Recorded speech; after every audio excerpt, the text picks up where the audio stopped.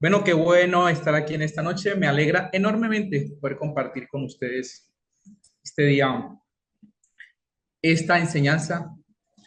Gracias a Dios por darnos la oportunidad de servir, de aportar al cuerpo en todo tiempo y en todo momento. Entonces, hoy me ha correspondido hablar de dos iglesias, la iglesia de Éfeso y la iglesia de Esmirna. Entonces, vamos a empezar como se debe empezar. Ya hemos orado por el tiempo, por la enseñanza, pero yo también quiero colocar en manos de Dios y en manos del Espíritu Santo la guía y la dirección de este tema, de esta enseñanza o de estas dos enseñanzas que son dos en uno, para que seas tu Espíritu de Dios trayendo la revelación, como lo decía ayer nuestro querido hermano Pastor Raúl, que el Espíritu Santo traiga ese entendimiento y esa comprensión espiritual, para que, amado Dios, podamos ir mucho más allá de la información, que tú nos permitas recibir esta palabra, bajarla a nuestros corazones y sellarla con el poder de tu Santo Espíritu para que esto se pueda convertir en vida para nuestras vidas, oh Dios. Palabra que nos transforme y nos lleve a vivir y a ser la iglesia que tú, amado Jesús, esperas eh, esperas que sea cuando tú llegues a este mundo por segunda vez, amado Cristo. Muchas gracias. En el nombre de Jesús. Amén y amén. Bueno, entonces, como les decía, entonces me corresponde hablar de dos iglesias, la iglesia de Éfeso y la iglesia de Esmirna. Primero voy a hablar sobre la iglesia de Éfeso. Vamos a ir al capítulo 2, al versículo 1, del 1 al 7. Y vamos a ver lo que dice el Señor Jesucristo allí en esta palabra. Escribe al ángel de la iglesia en Éfeso, el que tiene las 7 estrellas en su diestra, el que anda en medio de los 7 candeleros de oro, dice esto: yo conozco tus obras y tu arduo trabajo y paciencia, y que no puedes soportar a los malos, y has probado a los que dicen que ser apóstoles y no lo son, y los has hallado mentirosos, y has sufrido y has tenido paciencia, y has trabajado arduamente por amor de mi nombre, y no has desmayado. Pero tengo contra ti que has dejado tu primer amor. Recuerda, por tanto, de dónde has caído y arrepiéntete y haz las primeras obras, pues si no, vendré pronto a ti y quitaré tu candelero de su lugar si no te hubieres arrepentido.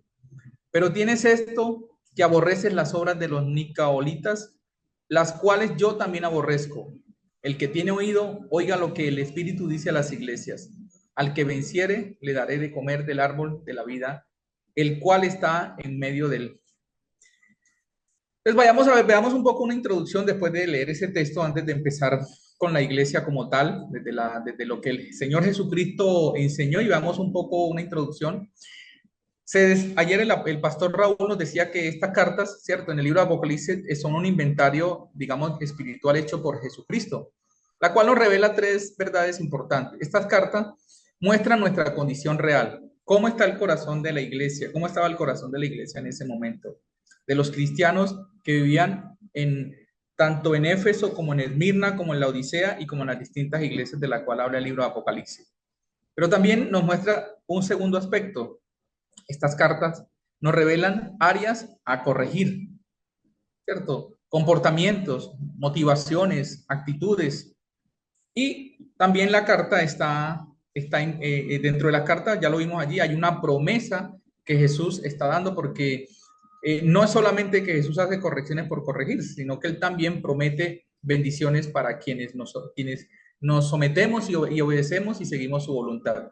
Entonces, estas cartas no solo fueron dadas para la iglesia de aquel momento, del pasado, es un mensaje que sigue vivo para nosotros hoy, para el cristiano del 2026, para el cristiano del 2030, 2050, si Jesucristo no ha llegado a este mundo. Es un, es un, es un, es un, es una carta dada, o es un mensaje dado, que está por fuera de todo tiempo. No solamente fue para aquellas personas, tiene una aplicación para nosotros hoy en día como iglesia que somos, como el cuerpo de Cristo que espera al Señor por segunda vez. Entonces veamos un poco el contexto histórico de esta ciudad. Éfeso era una de las ciudades más importantes, ¿cierto? Al lado de Esmirna, competían por el comercio. Éfeso era una ciudad donde convergía no solo la parte económica, sino la religión y la cultura. O sea, y eso es algo que es importante tener en cuenta porque al converger todos estos aspectos, religión, comercio, cultura, esta ciudad tenía muchos dioses, tenía, pero Dios no era el centro de su adoración. Conocemos por la historia que la adoración de Éfeso, de los habitantes, era a la diosa Artemisa, por eso le construyeron este templo que vemos aquí en la presentación. Y por eso vemos entonces que esta cultura de los de Éfeso era una cultura o era una región, una ciudad que era muy dinámica y rica, ¿cierto? Pero aunque tenían dinero, aunque tenían comercio, aunque tenían, era espiritualmente pobre, ¿cierto? Es una cultura donde había una influencia griega, influencia romana, diversidad de costumbres, pero esto era un peligro latente para esta cultura, porque en ellos lo correcto se volvía relativo, ¿cierto? Lo correcto no era lo importante y para ellos la verdad era negociable. Entonces, cuando convergen todos estos factores en una sociedad, es un peligro inminente, porque puede llevar a que sea más importante lo externo que lo interno, que es lo que vamos a ver más adelante en uno de los problemas que sucede en esta iglesia. Sigamos, por favor. Origen de la iglesia en Éfeso.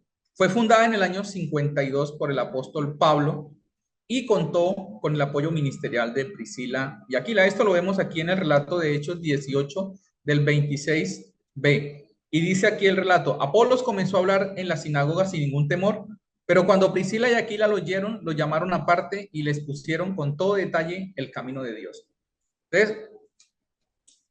Entonces, ¿qué vemos aquí? Vemos aquí el aporte que hizo Priscila y Aquila en esta iglesia que Pablo había fundado en uno de los viajes misioneros, que también está relatado aquí en el capítulo 19 del libro de Hechos.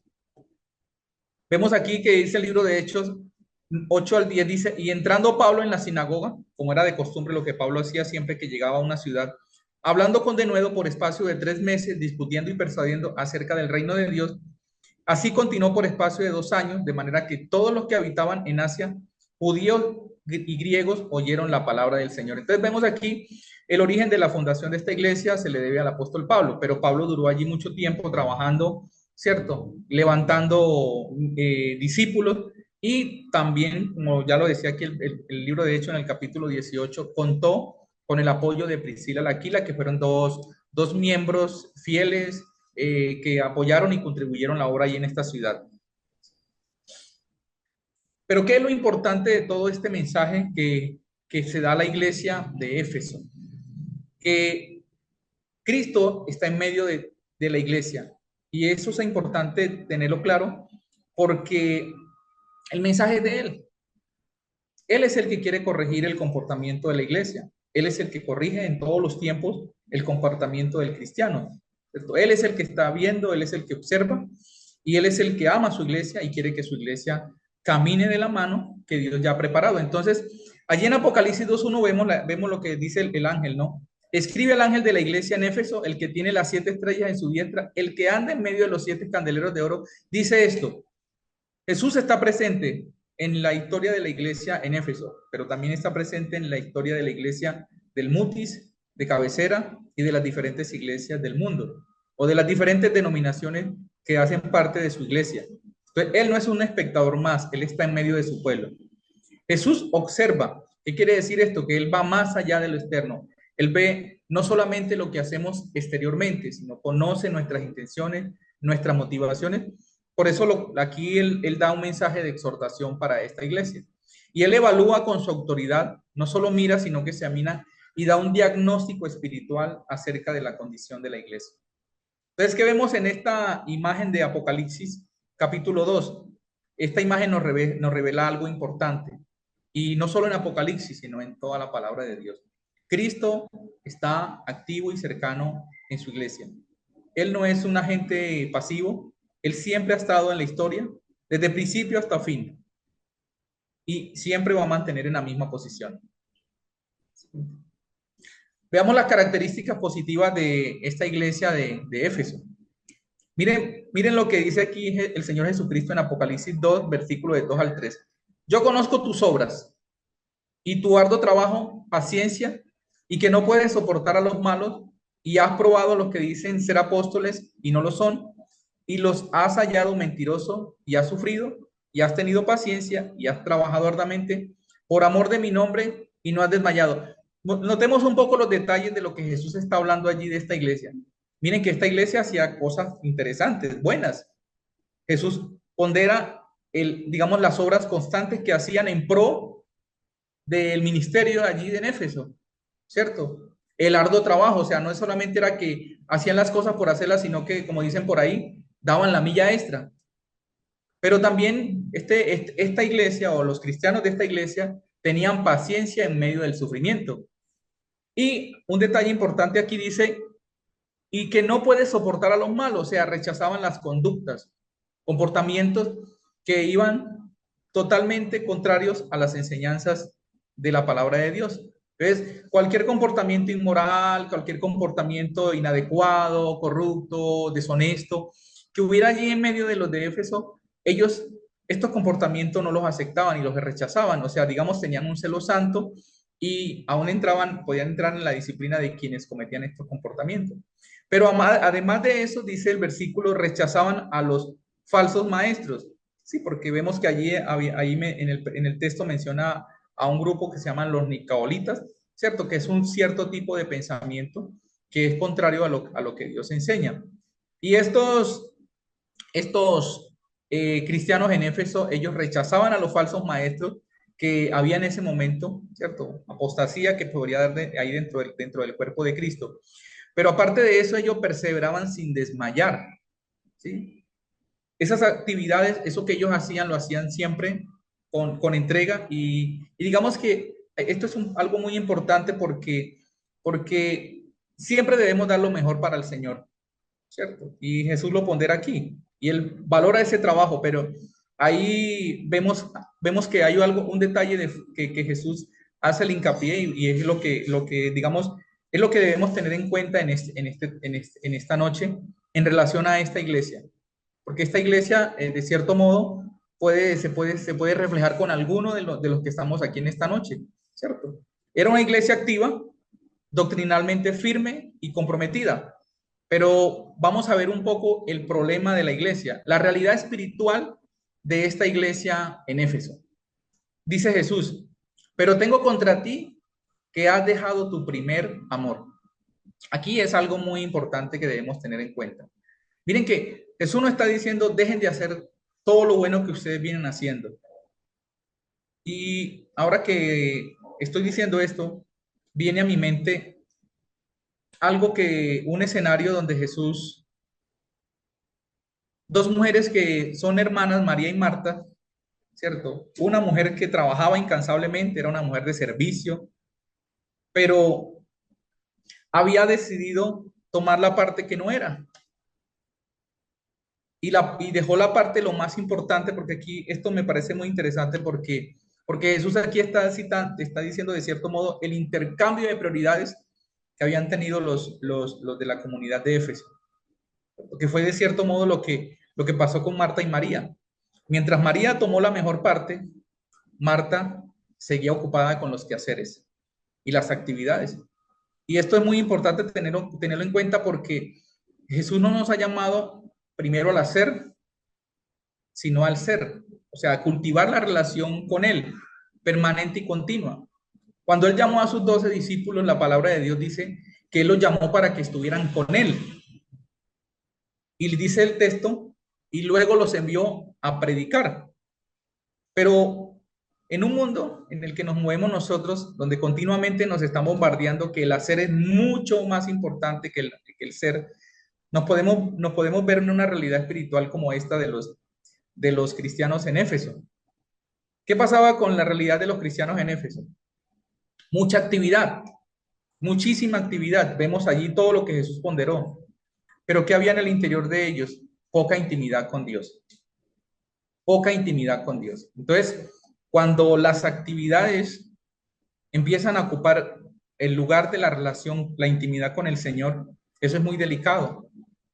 Porque aunque podemos hacer muchas cosas para Dios, ir a la iglesia, servir, hacer cosas buenas en la sociedad, ¿cierto? Muchas veces eso va desplazando nuestro tiempo más prioritario.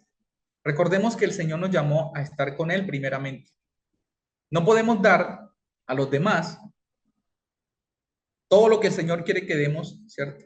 Amor, paciencia, paz, gozo, benignidad, ser un ejemplo en esta sociedad, ¿cierto? En todas las áreas de nuestra vida, si no hay intimidad con Dios. Entonces, la mucha actividad nos puede llevar muchas veces a lo que pasó en el caso de Marta, a la queja, a la insatisfacción, a la frustración, al desaliento, al desánimo, al cansancio, a la fatiga, en fin. Eso no quiere decir que el Señor aquí dice que dejemos de hacer actividades. No, Él lo que quiere es que hagamos el equilibrio en ese sentido. Que primero sea la intimidad con Dios y luego, como resultado de la intimidad con Dios, podamos realizar esas buenas obras. Lo siguiente, mucha doctrina, pero poco fuego en el corazón, y puede pasar eso, que a veces quizás hay mucho conocimiento de la palabra de Dios, ¿cierto? Nos llenamos haciendo estudios, teología, de estudios teológicos avanzados, hacemos todos estudios bíblicos profundos, con el griego, con el hebreo, y eso no está mal, como algo que ayude a mi crecimiento intelectual y conocimiento teológico y de la palabra de Dios. Pero no puedo desplazar la relación más importante, que es mi relación con Dios. Siempre tiene que haber el fuego en mi corazón por mi relación con Dios. Y esa era una de las cosas que Dios decía desde el Antiguo Testamento. En el Antiguo Testamento Dios les mandaba a los sacerdotes que estuvieran siempre allí avivando el fuego, que estuvieran allí en turnos, ¿cierto? Avivando el fuego. Y eso nos deja una idea como Dios quiere que continuamente estemos yendo a su presencia, que estemos refrescando nuestra relación con Él, nuestra intimidad con Él, nuestra comunión con Él. Porque si no, poco a poco, el mundo en el que vivimos nos va generando una influencia. Recordemos de dónde vienen los cristianos. Estaban sumergidos en una cultura en el que había comercio, había filosofías, habían pensamientos, había riquezas, pero estaban siendo permeados quizá por la cultura del activismo. Y cuando hacemos demasiadas cosas y descuidamos nuestra relación con Dios, eso es muy delicado. Mucho esfuerzo, pero poca comunión con Dios. Y mire que Jesús decía, ellos se esforzaban por trabajar y no desmayaban, pero ¿dónde estaba la comunión con Dios? El problema de fondo entonces de esta iglesia no era la falta de obras, ¿cierto? Sino la falta de amor genuino por Dios, ¿cierto? La falta de amor genuino por Cristo. Permítame un momento, yo amplío aquí la pantalla que no me está dejando ver. Entonces, amar más la obra que al Señor de la obra es un peligro en la salud espiritual. Amar más la obra, o sea, lo que se hace, el hacer, y dejar de lado nuestra relación con el Señor es un peligro eminente a la salud espiritual de cualquier cristiano. Entonces, Jesús hace la advertencia aquí, ¿cierto? ¿Cuál es la advertencia? Si ya te has desviado, si has cometido ese error, entonces Jesús le está hablando aquí a la iglesia y le dice, entonces vamos a ponernos a cuenta, como dice el libro de Isaías en Isaías 1:18. Y dice Jesús aquí en Apocalipsis 2:5, recuerda por tanto de dónde has caído, arrepiéntete y haz las primeras obras. Vamos a ver tres cosas que aquí nos permite ver este texto. Primero, recordar, ¿cierto? Es volver al inicio, es reconocer de dónde hemos caído, es traer a memoria esa relación, cómo era nuestra relación con Dios antes. O sea, qué era lo que a mí me apasionaba, eso que yo sentía, ese fuego que ardía, que digamos, el no estar en la presencia de Dios muchas veces se convertía para nosotros en un fuego ardiente, como lo decía Jeremías, un fuego que consume por dentro, que él no quería ir a predicar, a llevar el mensaje, pero le quemaba tanto que lo terminaba haciendo. Eso que nosotros a veces Nos levantábamos, íbamos temprano a la presencia del Señor, estábamos allí siempre buscando a agradarle, ¿cierto? Preguntándonos continuamente, Señor, mi vida te agrada, lo que yo hago te agrada, todo esto que yo estoy haciendo, ¿con qué objetivo lo estoy haciendo? ¿Cuál es la motivación? Lo segundo es, es un llamado al arrepentimiento. Y ya sabemos que arrepentirse es cambiar de vida, cambiar de rumbo. Si yo voy para el norte, tomo para el sur, ¿sí? No solo sentir culpa, ¿cierto? Porque la culpa no nos lleva al arrepentimiento. Lo que nos lleva verdaderamente a arrepentirnos es sentir lo más profundo de nuestro corazón que le hemos fallado a Dios. También implica reconocer la frialdad espiritual. Muchas veces podemos caer en eso. Mucha actividad, muchas cosas, reuniones, la una cosa, sirvo en la iglesia en esto, en lo uno y en lo otro, o hago muchas actividades extras, ¿cierto? Por fuera de la iglesia, y eso termina muchas veces por disminuir esa pasión por el Señor. Y lo tercero es un llamado a la acción, volver a practicar lo que alimentaba la relación con Dios. Y ahí quiero que usted esta noche piense un poco esos primeros pasos que usted daba con el Señor. Piense un poco, a ver qué era lo que a usted lo motivaba, qué era lo que usted hacía allí en esos tiempos con Dios, cuando usted se metía en la palabra ya no con la intención de pronto de ser una autoridad espiritual en Biblia, sino de caminar de la mano de Dios, de hacer lo que decía Jesucristo, separado de mí nada podéis hacer, o sea, eso que usted decía, no, si es que si yo me separo por un momento del Señor, no voy a producir nada bueno que le agrade a Dios. Y si yo no estoy con Dios de la mano, si no me acerco a Él, mi vida se va a enfriar y no voy a poder ser la persona que Dios quiere que yo sea. Examine un poco allí, ¿cierto? Jesús no solo señala el problema, también nos muestra el camino para restaurar la comunión con Dios. Y aquí nos da estas tres cositas, tres aspectos importantes en este versículo. Recordar, ¿cierto? Arrepentirse, que significa cambio de vida, pero primero necesitamos confesar lo que hayamos estado haciendo mal, que digamos que es lo que el Señor siempre nos llama, ¿cierto? O que de pronto hayamos dejado esa relación con Él, que su palabra lo dice muy claramente. En, en, en Primera de Juan 1.9 es un versículo que es muy conocido creo que por todos nosotros los que estamos aquí. Sí, es un sí condicional, dice Juan, sí confesamos nuestros pecados, ¿verdad? No es los pecados de otros, no son las acciones de otros, no son los comportamientos de otros, son nuestros comportamientos. Sí confesamos nuestros pecados, Dios es fiel y justo, ¿para qué? Para perdonarnos todos nuestros pecados y limpiarnos de toda maldad. Entonces el Señor está trabajando en nosotros, pero es necesario confesar, arrepentirnos, que es cambiar de actitud, y luego tomar esas acciones que nos lleven a nosotros a seguir alimentando esa relación con Dios, que eso es lo que, digamos, de cierto modo Jesús le llamaba la atención aquí a esta iglesia. ¿Qué sucede si no hay arrepentimiento?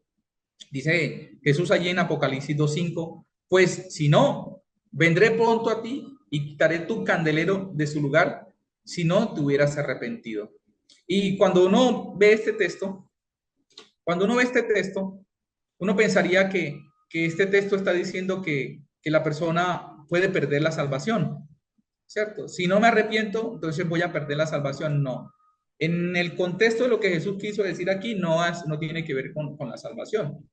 Tiene que ver más con un impacto de la iglesia, ¿cierto? Con el impacto de la iglesia en medio de esa sociedad, ¿sí? ¿Cierto? ¿Qué pasa con la iglesia o con el cristiano cuando no obedece, cuando no se arrepiente, cuando no camina de la mano del Señor, cuando decide más bien dedicarse y enfocarse en las actividades y no en la relación personal con Cristo? Pues pierde una influencia espiritual. La iglesia deja de impactar vida, aunque siga existiendo, porque igual la iglesia existe, el cristiano sigue existiendo, ¿cierto? Una iglesia con actividades, pero sin una transformación real en las personas. También es una iglesia activa, pero sin luz, ¿sí? Mucho movimiento, pero poca presencia de Dios. Entonces, se ha perdido la esencia, que es Cristo en la iglesia. No son las actividades, no son los programas, no son las reuniones. Si como cristianos, si una iglesia está llevando al cristiano más actividades, más reuniones, ojo, aclaro, eso no quiere decir que no vengamos a las reuniones ni a las actividades, porque aquí estamos en una actividad, pero precisamente para eso, estamos en una actividad para crecer en el conocimiento de nuestro Señor Jesucristo y toda su obra, para que eso nos lleve a nosotros a dónde? Definitivamente a rendirnos a sus pies. a ser adoradores en espíritu y en verdad, a ser como esa mujer que regó ese perfume delante de él, que era bien costoso, pero a ella no le importó la parte económica, lo que le importaba era a Cristo, que es el centro de todo. Entonces, una iglesia así va a tener un impacto en la sociedad. Una iglesia, así un cristiano de esa manera, va a poder tener una influencia en medio de la familia, en medio de la sociedad, en medio del trabajo, en donde esté, va a poder reflejar la luz de Cristo. Entonces, veamos entonces la promesa que Jesucristo nos da aquí en este texto bíblico. Al que venciere le daré a comer del árbol de la vida, el cual está en medio del paraíso de Dios. Entonces, esta promesa es maravillosa porque nos permite cuatro cosas maravillosas en nuestra vida. Lo primero es una palabra de esperanza, ¿cierto? A pesar de que usted y yo fallemos, porque la Biblia dice que nosotros vamos a fallar, vamos a cometer pecado, vamos a pasar por momentos difíciles. Nuestra historia y tu historia y mi historia no terminan allí. A pesar de todo lo que podamos vivir, siempre hay esperanza. Recordemos que nuestra esperanza es futura. En el mundo presente en el que vivimos siempre van a haber dificultades, pero nuestra historia no termina allí. Nuestra historia tiene una historia que es escrita en la eternidad. Lo segundo, vida eterna. O sea, no es morir para gozar lo que el Señor ya ha preparado para nosotros. Es desde ahora y para siempre. Una vida con significado y con propósito. Que usted pueda vivir en este mundo siendo una persona realizada independientemente de lo que suceda en su vida.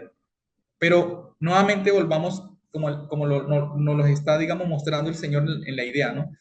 Si yo me dedico al activismo, al hacer cosas, pues claro, eso es importante y es muy valioso.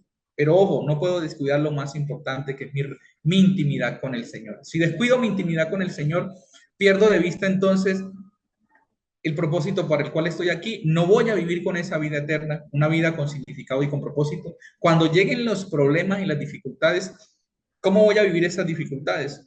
Como una persona sin esperanza. Y este mundo ya es un mundo que anda sin esperanza, un mundo que está consumido por las dificultades.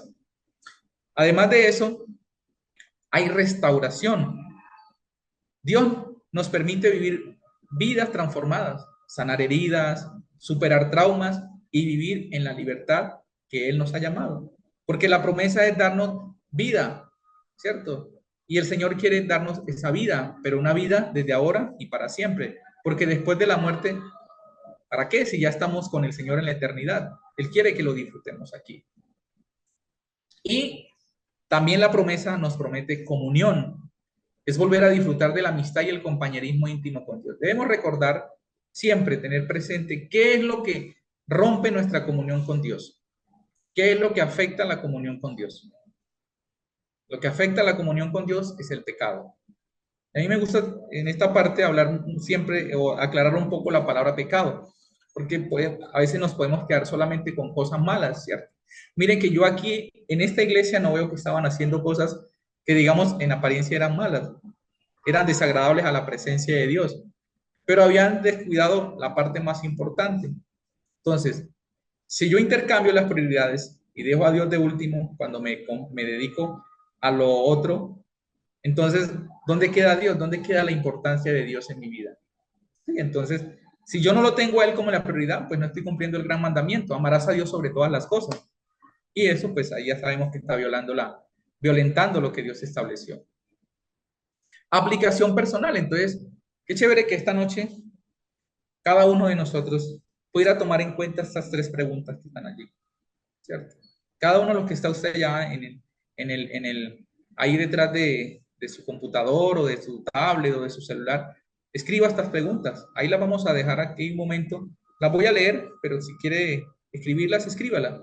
Si hoy Cristo evaluara tu vida, si hoy Cristo evaluara mi vida, ¿qué diría de tu primer amor y de mi primer amor por Él? ¿Qué es lo que realmente está moviendo las fibras de nuestro corazón? ¿El trabajo, el estudio, el placer, la recreación, la diversión, los hijos, la familia, la salud, porque puede que una persona se centre más en su estado de salud que en el Señor? ¿Qué es lo que, qué es lo más importante, ¿cierto? En tu vida? ¿Estás más enfocado en hacer cosas para Dios? En el caso de que si de pronto eres alguien que sirve en el ministerio, ¿cierto? O si afuera lo estás haciendo, o en estar con Dios. ¿Qué es lo más importante? ¿Hacer cosas para Dios o estar con Dios?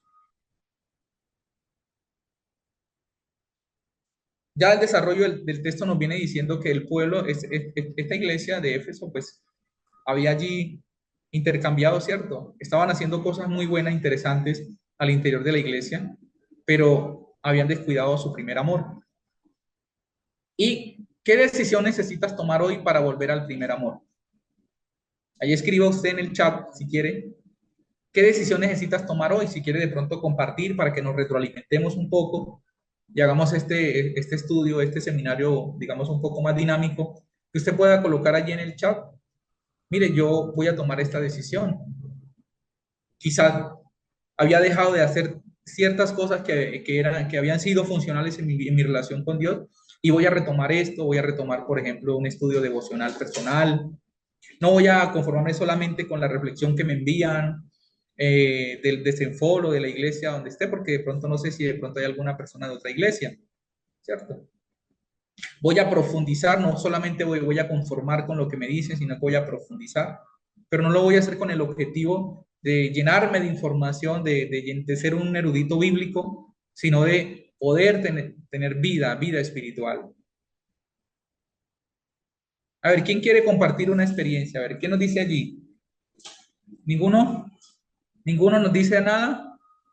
A ver, ¿quién se anima allí en el chat y nos dice algo que pueda compartir y retroalimentarnos a nosotros? Bueno, parece que nadie se animó. Entonces, sigamos, dejémosle entonces que sigan ahí reflexionando acerca de las preguntas. Entonces, vamos al llamado a la acción, ¿cierto? Vamos al llamado a la acción en esta noche. Hoy es tiempo, ¿cierto? Hoy es tiempo de volver a la intimidad con Dios. Hoy es tiempo de volver a ese tiempo con el Señor, restaurar esa intimidad con Él, ir a su presencia. Si se ha caído en esa tendencia, es importante hacer lo que Él decía. Freddy dice, al estar con Dios, estamos haciendo cosas para Dios. Qué bueno, Freddy. Gracias por el apunte. Entonces, volver a la intimidad con Dios, ¿cierto? Es importante eso. Ahí vemos que el texto nos está llamando es a una intimidad con Dios, a restaurar la pasión espiritual, a arrepentirnos si hemos caído en esa tendencia de pronto del activismo, de hacer muchas cosas y de olvidar nuestra primera prioridad, que es la relación con Dios, nuestra intimidad, nuestra comunión con Él. Y el llamado a la acción en esta noche es amar a Dios por encima de todo. Recordemos que el primer mandamiento es muy claro, amarás a Dios por encima de todas las cosas.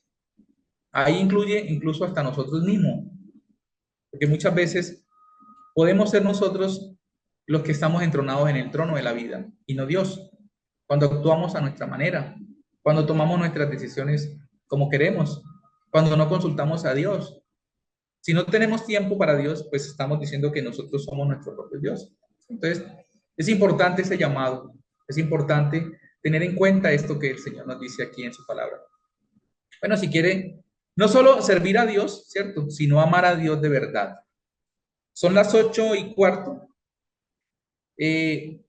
Podemos hacer un ejercicio de si alguien quiere darnos algo, decirnos algo que el Señor le haya hablado a través de este tiempo.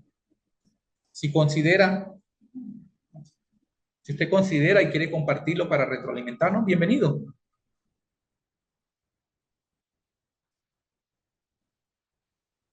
Para darle un espacio, entonces, hablar de la siguiente iglesia, que es la iglesia de Esmirna.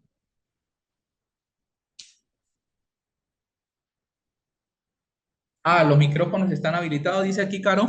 Gracias, Carito.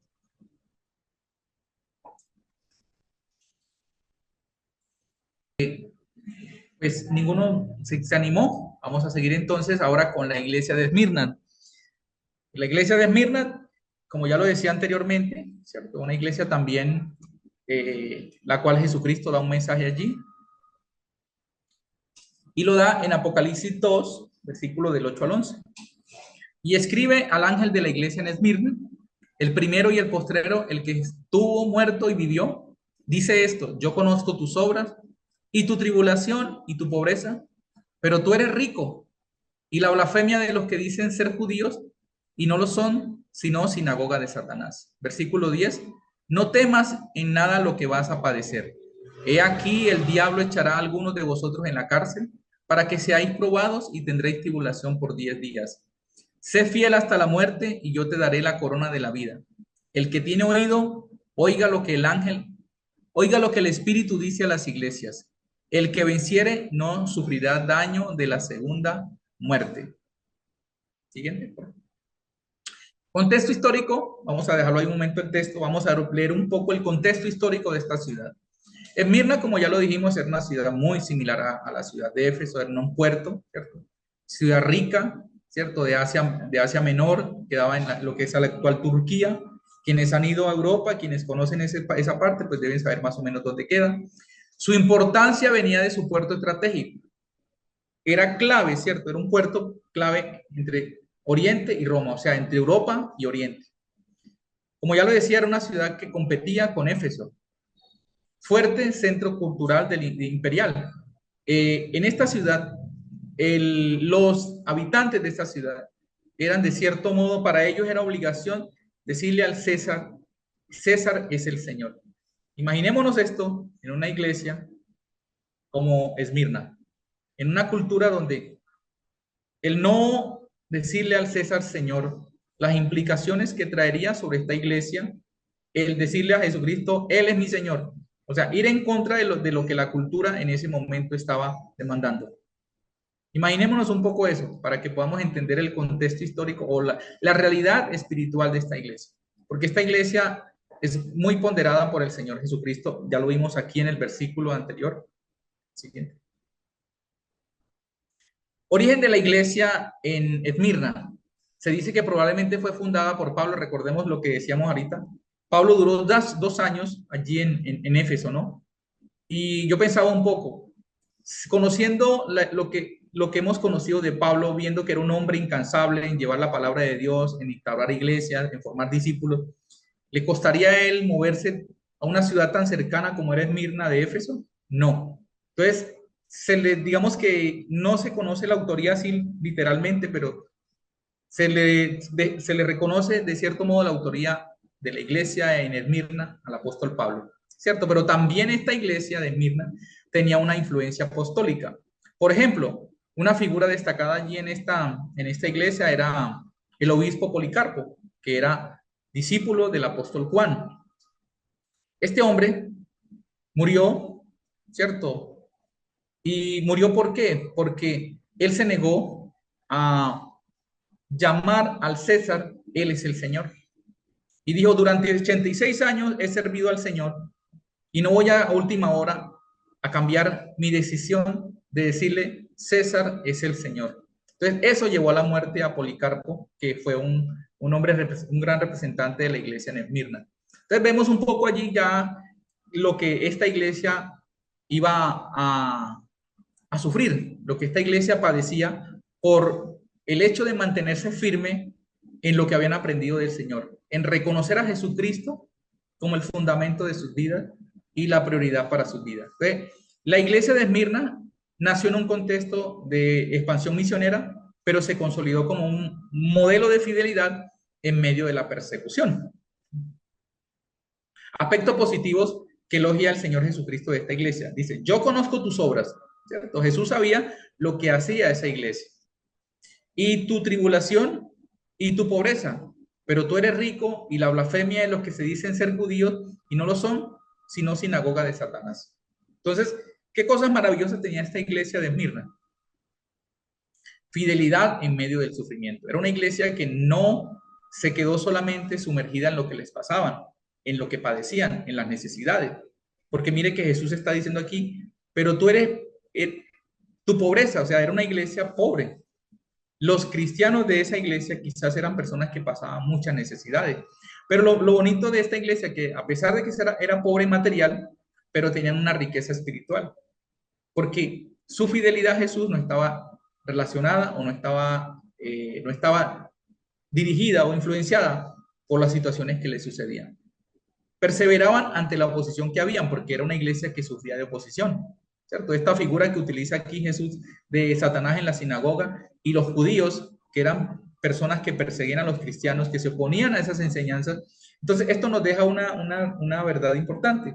La iglesia de Esmirna era una iglesia, era un modelo fiel. La iglesia de Esmirna entonces es un ejemplo de fe auténtica que no depende de las circunstancias, sino de una relación firme con Jesucristo. Y esto es muy importante, porque en este mundo, quizás nosotros, en este contexto en el que vivimos, no vamos a sufrir persecución, muerte por, por, por nuestra declaración de fe, pero sí vamos a sufrir dificultades, vamos a tener problemas, ¿cierto? En el trabajo, en el barrio, en cualquier lugar. Algunos nos pueden rechazar. Yo creo que alguno de nosotros aquí ha sufrido rechazo por el hecho de ser cristiano, ¿cierto? Porque vivimos en medio de una cultura religiosa y muchas veces cuando nosotros profesamos abiertamente nuestra fe, algunas personas no les gustan. Pero, ¿qué sucede con esas circunstancias? Esas circunstancias nos deben llevar cada vez más a ser fiel a lo que el Señor enseña en su palabra para con cada uno de nosotros. Entonces vemos que esta iglesia aquí tenía una marcada oposición y persecución. Y la persecución no venía de, digamos, de los romanos, venía directamente de los judíos. Y nosotros sabemos quiénes son los judíos, ¿cierto? El pueblo elegido por Dios, conocedores de todo el Antiguo Testamento, ¿cierto? De la Torá, del Tanakh, de la ley, pero se oponían a las enseñanzas del cristianismo, no reconocían a Jesucristo como el Mesías, como el Salvador. Entonces, ellos se oponían a las verdades que establece la verdad, la Biblia, perdón, el Evangelio acerca de, de nuestro Señor Jesucristo. Pero algo importante aquí, la persecución no era solo política, no era solo social, sino que también era religiosa y por último era una persecución espiritual, ¿cierto? Había ya una posición espiritual. Y es importante entender esto en el mundo en donde nosotros vivimos, porque el apóstol Pablo allí literalmente en Efesios 6:12 al 13 nos dice, realmente contra quién es nuestra lucha, ¿cierto? Aunque hay estas personas que están generando persecución, oposición, que nos hacen la vida difícil. Pablo dice que la lucha no es contra sangre ni carne. El apóstol Pablo establece que hay una jerarquía espiritual de demonios que están operando en el mundo, ¿cierto? En contra del cristiano, que utiliza a las personas que no conocen la verdad, que no tienen una relación con Dios a través de Jesucristo, para hacer oposición, para hacer daño, para hacer destrucción en nombre de la fe. Entonces, eso les hace, los exime de su responsabilidad, no los exime de su responsabilidad, pero debemos tener claro que detrás de todo esto también hay una oposición espiritual. Entonces, la iglesia de Esmirna nos enseña que seguir a Cristo puede traer dificultades, incluso de personas religiosas, pero mantenerse fiel a Él es lo más importante en todo nuestro proceso de vida cristiana. El llamado de Jesús a esta iglesia lo vemos claro aquí en el versículo 2:10, y es un llamado a la valentía, a la fidelidad, a no desfallecer.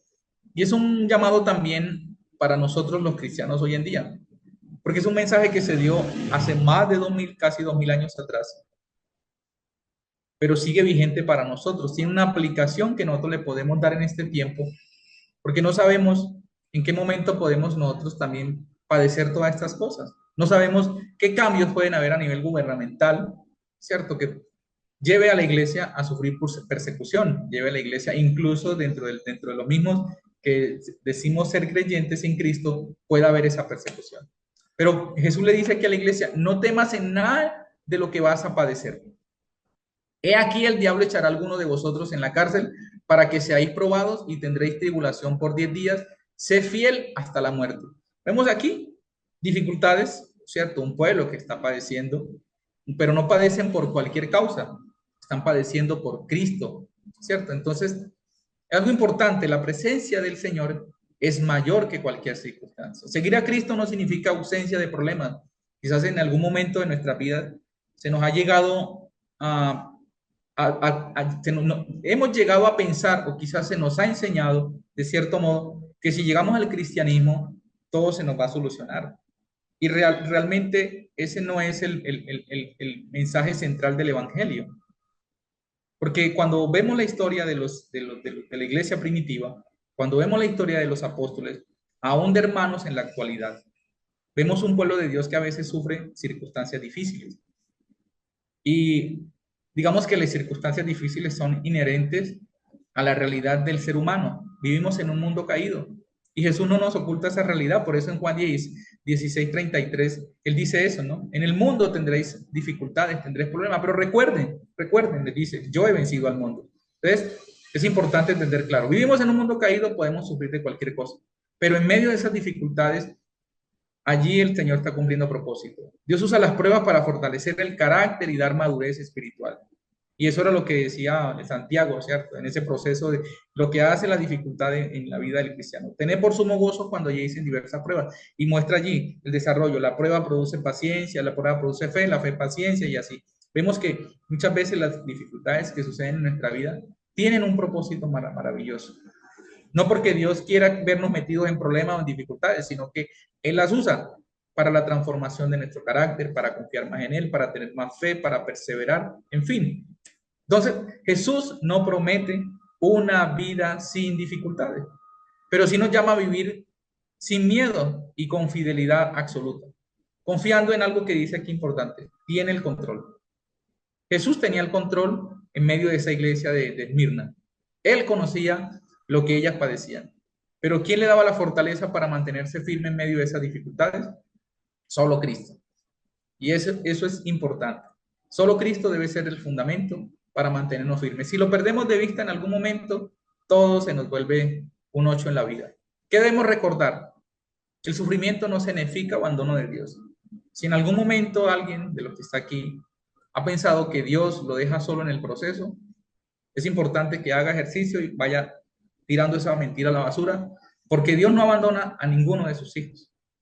Así como estuve con Josué y con Moisés, o como estuve con Moisés, estaré contigo, Josué. Y sabemos que Josué iba a entrar a la tierra prometida.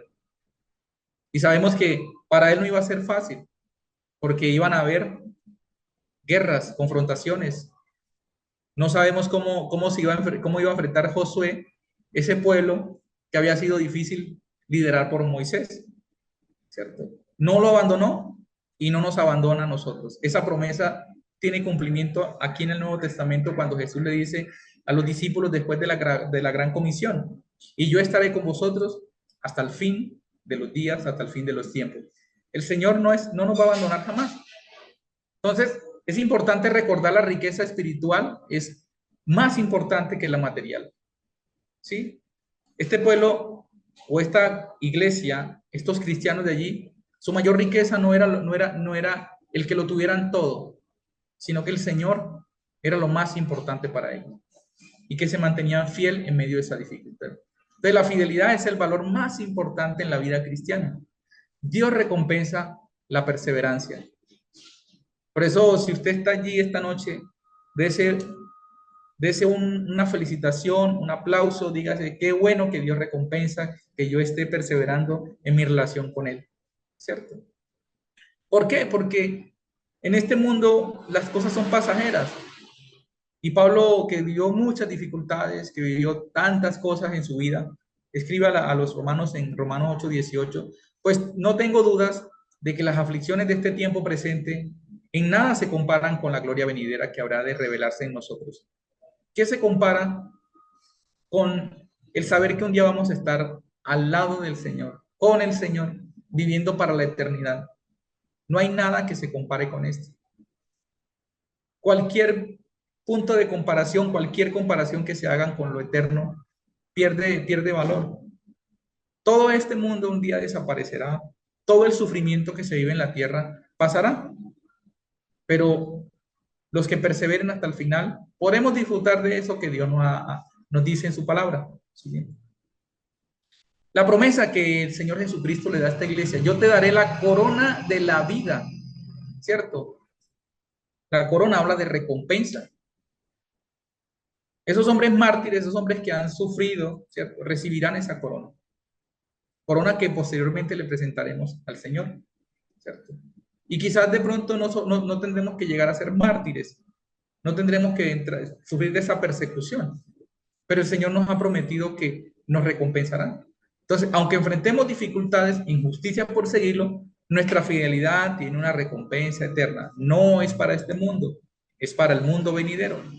Mantenernos firmes entonces nos asegura vida eterna con Dios y victoria sobre todo lo que nos quiere separar de Él. Y ya para ir cerrando, vamos entonces a darle a la aplicación a esta segunda iglesia. Examina tu fidelidad a Dios. Es importante, ¿cierto? Primero, la prioridad, el Señor es lo más importante. Vamos a examinar nuestra fidelidad en medio de las dificultades de la vida. No temas a las pruebas o a las dificultades, ¿cierto? No, no temamos. Son parte de la vida. Mientras estemos en este mundo, nos va a suceder algo. No sabemos qué. Solo Dios conoce el destino y las situaciones que pueden pasar. Pero es importante no temer. Permanece firme en tu fe, aunque nos cueste, porque a veces nos cuesta. Y siento que en un mundo donde cada día es más hostil, más difícil ser cristiano, un mundo donde los valores cada vez más están distorsionados, donde muchas veces nos ven como retrógradas, donde se pueden perder oportunidades laborales, ¿cierto? Un ascenso o no sé, cualquier cosa que podamos experimentar como cristianos. Pero allí el Señor nos llama a permanecer firmes, a no negociar nuestros principios y nuestros valores, a que nosotros podamos levantar la bandera y decir, aquí estoy yo y hago defensa de los valores que he aprendido en la palabra, la honestidad, la transparencia, en no comulgar con ciertas posturas filosóficas que actualmente vemos en el mundo, el normalizar la maldad, el engaño, ¿cierto? Valora más lo eterno que lo temporal. Es importante cambiar nuestra mirada, nuestra perspectiva de ver la vida.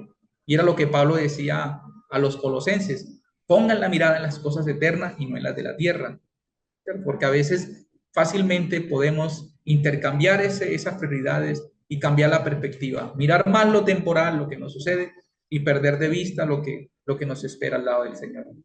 Y decide hoy ser fiel en todo. Y por último, fortalécete a través de la iglesia local. Hay un cuerpo, aquí está representado en los que estamos aquí y en los que no pudieron conectarse. Un cuerpo que camina en fidelidad, un cuerpo que cada día se está fortaleciendo mutuamente para también caminar juntos de la mano del Señor. Mis queridos hermanos, le doy gracias a Dios por darme la oportunidad de haber compartido estas dos iglesias: Éfeso, la iglesia que perdió su primer amor, ¿cierto? Y Esmirna, la iglesia que se mantuvo fiel a pesar de la persecución, a pesar de los problemas, a pesar de las dificultades que experimentaban, a pesar de que pudo llegar al momento a haber influencia negativa allí en medio de esta iglesia.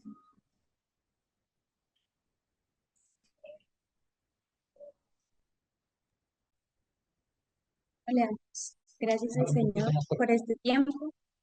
Gracias, amado Padre Celestial, porque tú hablaste a nuestro corazón. Tú recuerdas tu palabra de verdad a nuestras vidas para que nosotros recibamos de ti, Señor, y seamos transformados cada vez más por tu verdad. Permítenos, Santo Espíritu de Dios, en esta noche ser conscientes de lo que acabamos de ver, evaluar nuestras vidas y permitirnos, Señor de los cielos, ayúdanos, Señor, a tomar acciones concretas, como el pastor Mansur, Señor, nos indicó en esta noche. Te agradecemos, amado Señor, porque tú mismo conoces nuestra historia, nuestro proceso, nuestras vidas, y sabes nuestro futuro. Por eso, Santo Espíritu de Dios, ministra nuestros corazones. Hoy, Señor, te pedimos perdón si nos hemos identificado con aquello, Señor, que vimos hoy en las iglesias, Señor, y están siendo obstáculo para nuestra comunión contigo. O aún, Señor, te pedimos perdón si de pronto no creemos estar pasando por ellas y estamos en ellas, Señor. Revélanos cada vez más a nuestros corazones. Gracias por este tiempo. Ponemos en tus manos también, Señor, el tiempo de mañana. Recuérdanos nuestra cita, 7:30 de la noche, para gloria y honra de tu nombre, Señor, Continuaremos observando, continuaremos estudiando, continuaremos reflexionando acerca de tu palabra, para que cada vez más tu verdad nos haga libres y cada vez más seamos responsables con lo que se nos fue otorgado y se nos fue dado por ti, Señor. En el nombre del Señor Jesús, te ponemos todo en tus manos. Y gracias, amado Padre Celestial, por esta noche. Gracias por cada uno de los que asistieron, Señor. Y recuérdanos una vez más, mañana esa gran cita que tenemos. En el nombre del Señor Jesús. Amén y amén. Bendiciones para todos. Muchas gracias por este tiempo.